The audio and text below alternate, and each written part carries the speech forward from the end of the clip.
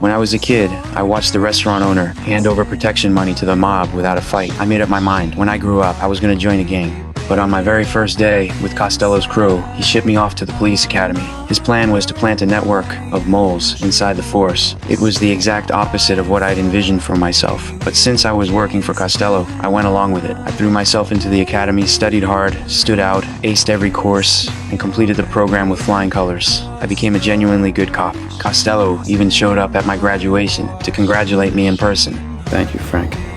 On my first day on the job, I got word that a major operation was going down that night. Costello was set to make a deal with a buyer in about an hour, and the police had already gotten a tip. They had the factory surrounded, a full-blown stakeout with no gaps. I immediately started sweating. I grabbed the first chance I got to pass the intel along. Hi, Dad. Yes.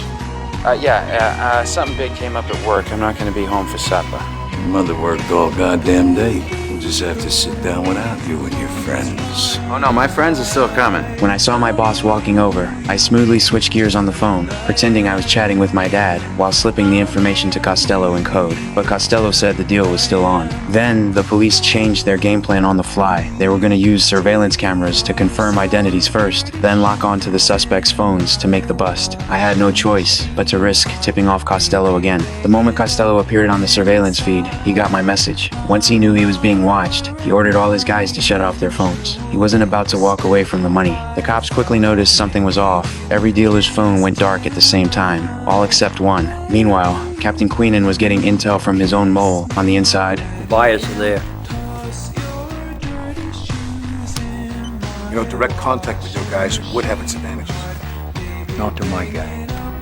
Someone embedded deep within Costello's inner circle, one of his most trusted guys. Billy's story was the mirror image of mine. 10 years ago, he graduated from the academy with a perfect record. But because of his unusual family background, Queenan recruited him as an undercover operative the moment he joined the force. Since there was no hiding the fact that he'd been through the academy, Billy had to manufacture his own criminal record. That was the only way to get himself fired from the force and thrown in prison. 5 years later, Billy made parole, but he was still required to check in weekly for court-ordered therapy sessions. The first thing he did after getting out was track down his cousin and use that connection to work his way into the gang. He earned his cousin's trust, then hustled every single day to prove himself, until he finally caught Costello's eye. But earning Costello's real trust was a whole different beast. Costello wanted to test whether this hungry young climber was actually a cop. How'd he go? Man, I didn't complain.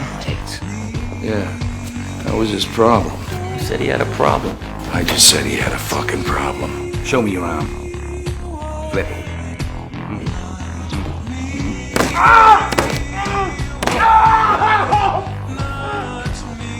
Makes me curious to see you in this neighborhood.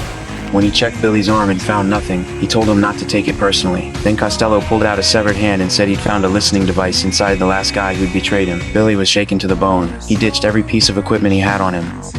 Queenan could see Billy was reaching his breaking point, so he made a promise. Take down this criminal organization, and your badge gets restored. But the bust that night still fell apart. The cops never expected a seasoned operator like Costello to escape by water. Billy immediately realized there was a leak inside the department, and Costello figured out there was a rat in his crew.